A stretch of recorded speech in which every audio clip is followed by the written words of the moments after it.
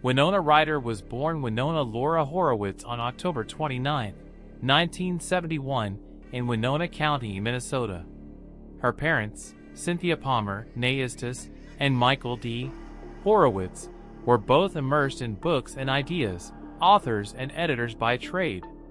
Michael also worked as an antiquarian bookseller and as an archivist for psychologist Timothy Leary, who became a close family friend and eventually Ryder's godfather. The surname she would later adopt professionally, Ryder, was chosen at the start of her career. A Mitch Ryder record happened to be playing when a director's team asked how she wanted to be credited. Her father's side is Ashkenazi Jewish, with family roots in Ukraine, Romania, and Russia, a heritage she has publicly identified with.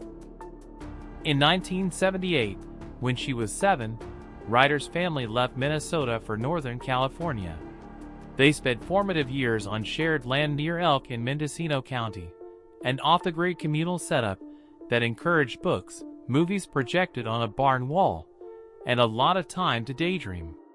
Later, the family settled in Petaluma, where Ryder attended Petaluma High School and also studied at San Francisco's American Conservatory Theater. That early blend of solitude, reading, and occasional access to repertory cinema helped shape her taste and, ultimately, her screen presence, intelligent, self-possessed, a little otherworldly.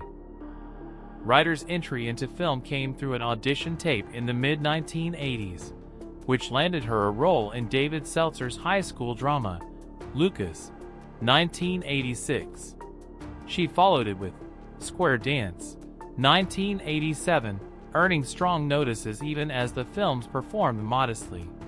Within 2 years she broke through decisively with Tim Burton's Beetlejuice, 1988, and the jet black teen satire, Heathers, 1989, which cemented her as a singular screen presence of the era, wry, emotionally transparent, and believable as an outsider who nonetheless commands attention. The origin of Ryder in the credits dates to this period, when a Mitch Ryder album provided a spur-of-the-moment solution to what name to use professionally. The early 1990s were the years of consolidation and stardom.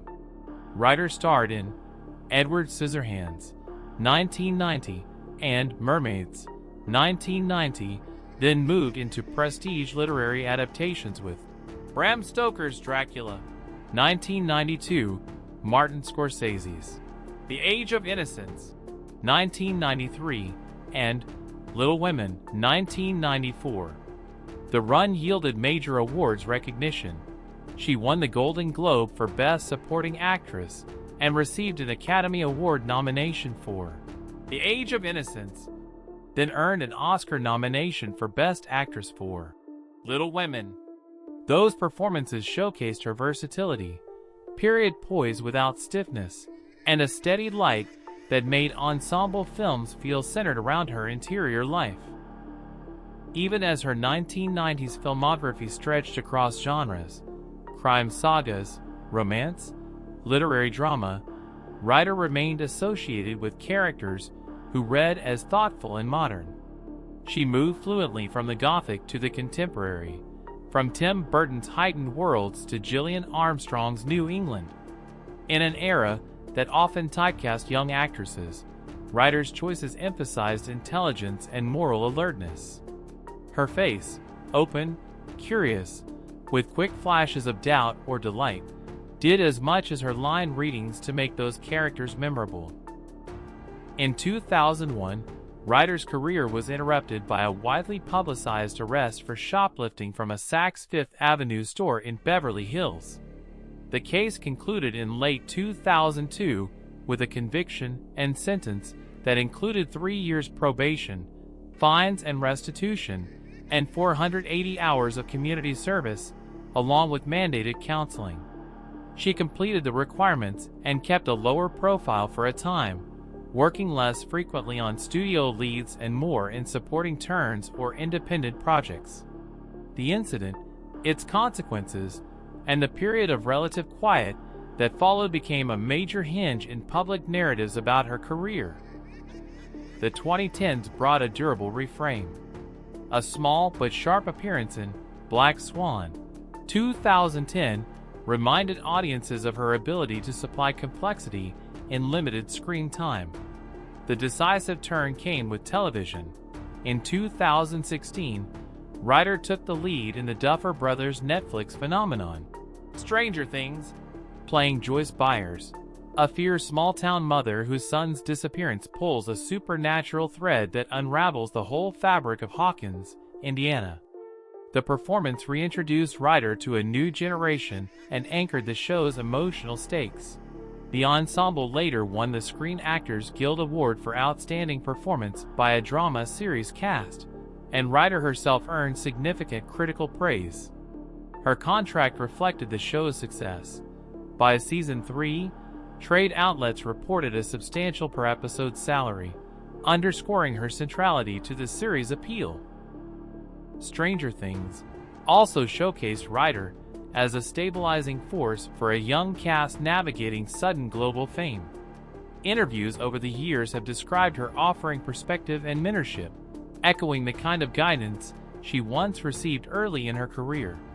The show resumed after pandemic delays and continued to expand Joyce's arc, with Ryder remaining a pillar of its narrative through season 4 and into the upcoming 5th season.